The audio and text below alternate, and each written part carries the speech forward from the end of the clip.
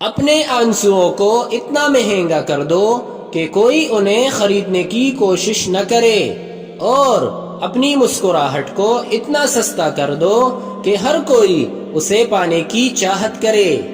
زندگی میں سب لوگ دوست یا رشتہ دار بن کر نہیں آتے، کچھ لوگ سبق بن کر بھی آتے ہیں۔ کسی کو کچھ دینا ہے تو اسے اچھا وقت اور دعا دو، کیونکہ تم ہر چیز واپس لے سکتے ہو، مگر کسی کو دیا ہوا اچھا وقت اور دعا واپس نہیں لے سکتے۔ دنیا میں کوئی رشتہ بھی یہ حق نہیں رکھتا کہ وہ آپ کا ذہنی سکون برباد کر سکے۔